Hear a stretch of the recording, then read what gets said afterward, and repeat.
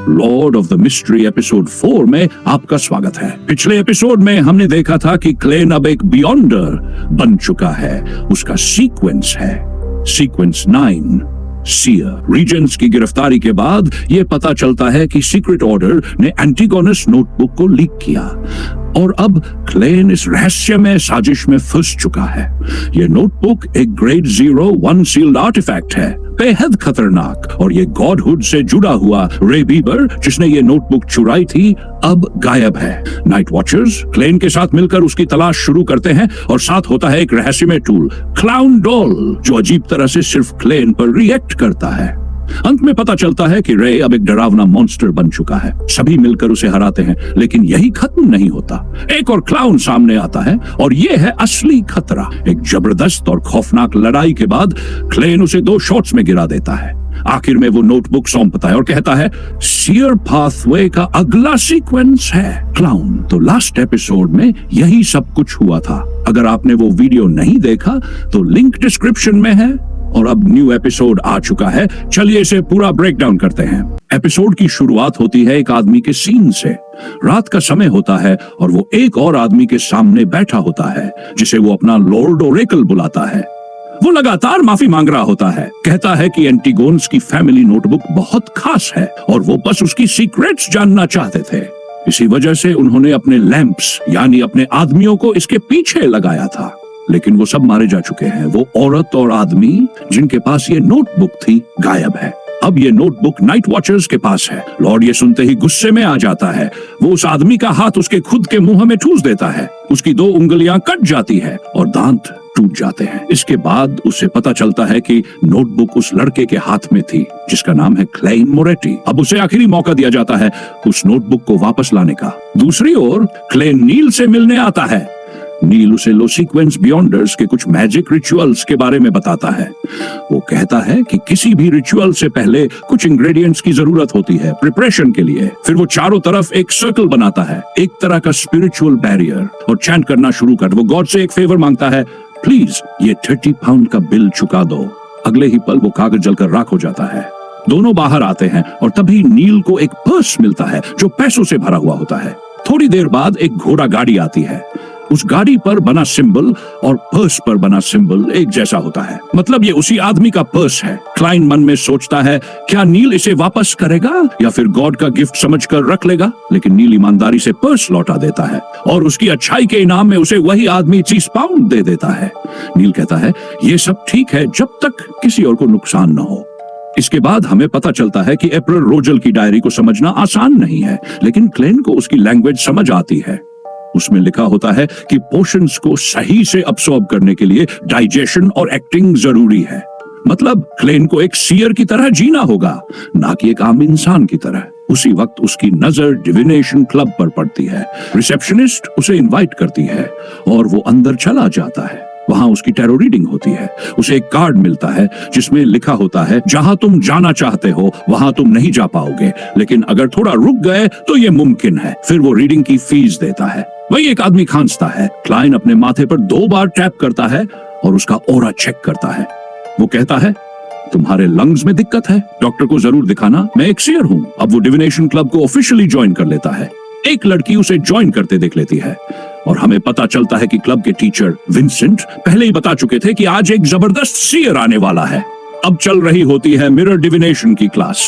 Kline ऊपर आता है और देखता है कि लोग मिरर लेके बैठे हैं और स्पिरिट से कनेक्ट करने की कोशिश कर रहे हैं। वो सबके ऑरा को ऑब्जर्व करता है। विंसेंट का शरीर तो हेल्थी है, लेकिन कुछ तो गलत है।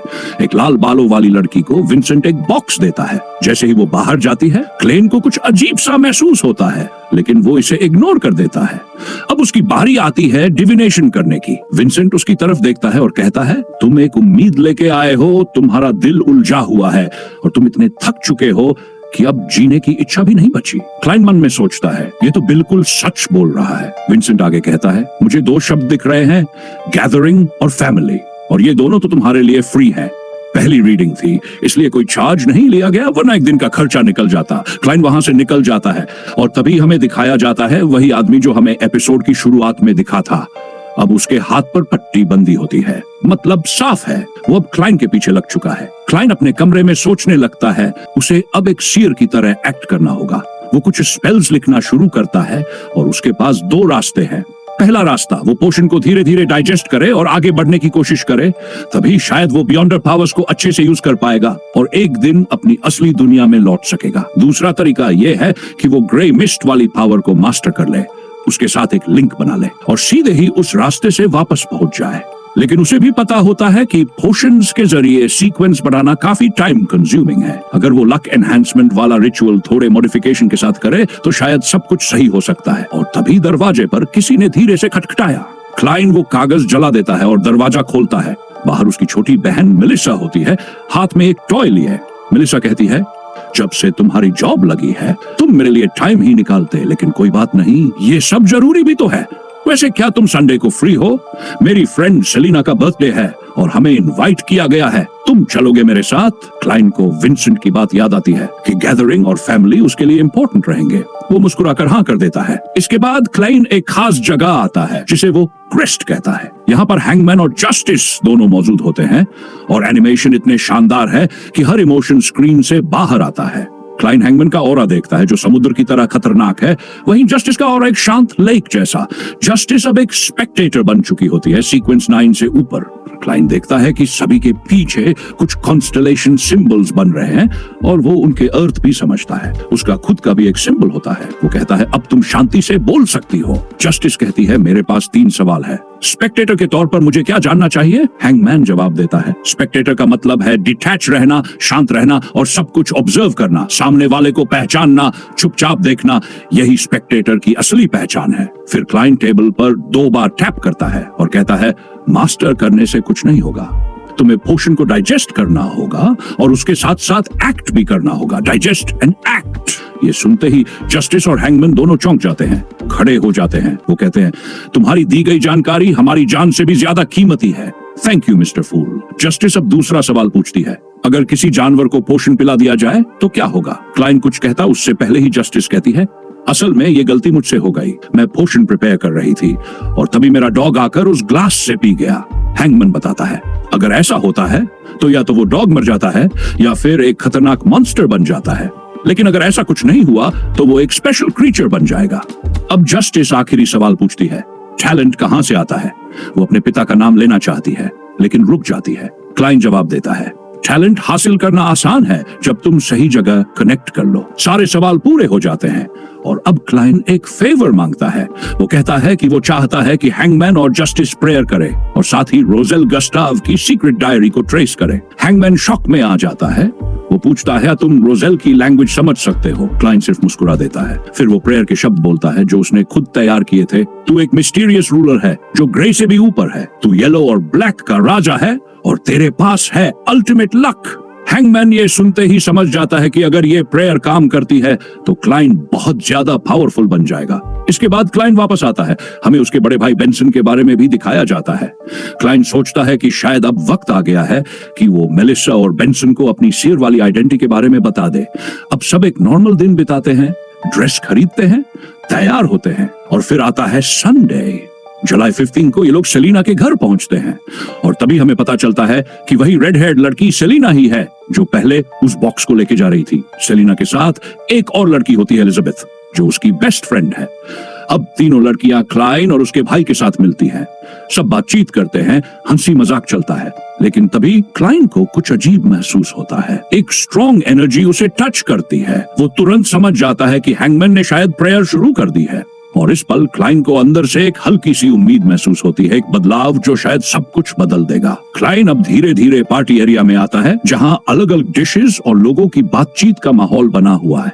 एक लाइवली और फेस्टिव वाइब होती है। एलिजाबेथ उसके पास आती है और सॉफ्टली कहती है, मुझे पता है तुम एक सीयर हो, लेकिन मैंने मेलिसा को नहीं बताया है, चिंता मत करो। उसी वक्त मेलिसा भी आ जाती है और टीजिंग अंदाज में कहती है, मुझे पता है तुम और बेंसन यहाँ अपनी शादी की बात भी कर सकते हो, लेकिन याद रखना एलिजाबेथ सिर्फ 16 साल की है। क्लाइन थोड़ा चौंकता है, क्या बात कर रही हो यार तुम? अब रात हो चुकी होती है। तीनों लड़कियां अपने रूम में चली जाती हैं। अब याद करो, विंसेंट ने पहले एक बॉक्स दिया था जिसमें मिरर था। सेलिना उस मिरर को एक्टिवेट करती है। वो सब लड़कियां स्पिरिट से कांटेक्ट करने की कोशिश करती हैं, पूछती है मिस्टर राइट कब मिलेगा। लेकिन उसी पल विंसेंट अपने मिरर में देखता है और कहता है The altar has opened, और अब समय आ गया है। क्लाइन मोरेटी, तुम्हारी बारी है। क्लाइन को भी कुछ गड़बड़ महसूस होती है और वो गर्ल्स के कमरे की तरफ भागता है। वो देखता है कि मिरर पूरी तरह ब्लैक हो चुका होता है, एकदम अननेचुरल डार्कनेस। अब उसे समझ आता है कि मामला सीरियस है। वो डिसाइड करता है कि अभी कैप्टन को इन्फॉर्म करना सेफ नहीं है, उसे रिचुअल मैजिक से ही कुछ करना होगा। वो कमरे में मौजूद आइटम्स को देखता है और समझ जाता है कि जिन इंग्रेडिएंट्स की जरूरत है वो सब यही है। सेलिना कंट्रोल में नहीं होती, वो एक मॉन्स्ट्रस एंटिटी में बदल चुकी होती है। वो एलिजाबेथ और मेलिसा पर हमला कर देती है, जिससे दोनों बेहोश हो जाती है। क्लाइन अपने नॉक्टर्नल स्लंबर कार्ड्स फेंकता है, जिससे सेलिना कुछ देर के लिए ट्रैप हो जाती है। अब वो अपने एन्चेंटमेंट की शुरुआत करता है। दूसरी ओर विंसेंट अपने खून का इस्तेमाल करता है और अपने मास्टर से पावर मांगता है। एक एनर्जी बॉल बनाकर सेलिना को फिर से आजाद कर देता है। अब सेलिना पहले से कहीं ज्यादा खतरनाक हो चुकी होती है। क्लाइन अपने खून से कैंडल्स बुझा देता है और इंक से सेक्रेड वर्ड्स लिखता है। सेलिना के बाल अब टेंटिकल्स की तरह बढ़ने लगते हैं। वो अटैक्स करता है, लेकिन वो उससे बच निकलती है और उल्टा उस पर हमला कर देती है। सेलिना बोलती है, क्लाइन मोरेटी, मेरे मास्टर ने तुम्हें जो मौत का तोहफा दिया था, लेकिन तुम बच निकले और अब तुम बियॉन्डर बन चुके हो, जो तुम्हें नहीं बनना था। अब बताओ, एंटिगोनस फैमिली नोटबुक के बारे में क्या जाना तुमने? सब कुछ बता दो, वरना मैं तुम्हें और तुम्हारे दोनों साथियों को यहीं खत्म कर दूंगी। क्लाइन धीरे धीरे बेहोश होने लगता है, लेकिन तभी उसे महसूस होता है जस्टिस भी उसके लिए प्रेयर करना शुरू कर देती है। वो डिवाइन एनर्जी फिर से उसके अंदर भर जाती है। क्लाइन जाल तोड़ देता है। विंसेंट फिर से कोशिश करता है और सेलिना को और भी ज्यादा एनर्जी देने के लिए अपना हाथ काट देता है, लेकिन इसी बीच क्लाइन को थोड़ा समय मिल जाता है। वो रिचुअल पूरा करता है। वो गॉडेस से प्रे करता है, free Selina from the spirit, break this connection, और रिचुअल सफल हो जाता है। सेलिना कोलैप्स कर जाती है और तीनों लड़कियां बेहोश हो जाती हैं। विंसेंट की हालत भी काफी खराब होती है। क्लाइन इंटरनली थैंकफुल होता है कि जस्टिस ने सही समय पर प्रेयर की, वरना सब खत्म हो जाता। विंसेंट अब डर चुका होता है। वो बाहर निकलता है, तभी सामने आता है मिस्टर जेड, जो ऑरोरा ऑर्डर से होता है। वो कहता है, मास्टर ने तुम्हारे लिए एक तोहफा भेजा है, और अगले ही पल विंसेंट मारा जाता है। क्लाइन पूरी बात डन स्मिथ को बता देता है और उसे वहां लेकर आता है। डन को एक विजन आता है, उसे डरावना अनजाना क्रीचर दिखाई देता है। कट जस्टिस आराम से सो रही होती है।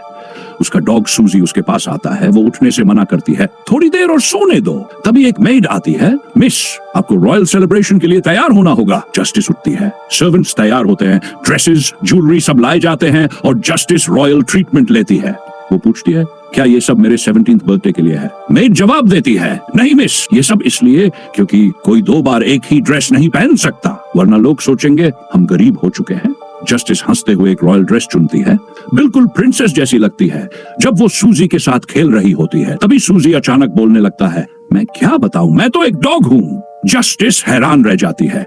सूजी अब बोल सकता है। Next episode will take this even further. अगर तुम्हें ये ब्रेकडाउन पसंद आया तो वीडियो को लाइक करो, चैनल को सब्सक्राइब करो और नीचे कमेंट में बताओ तुम्हें सबसे ज्यादा शॉकिंग मोमेंट कौन सा लगा।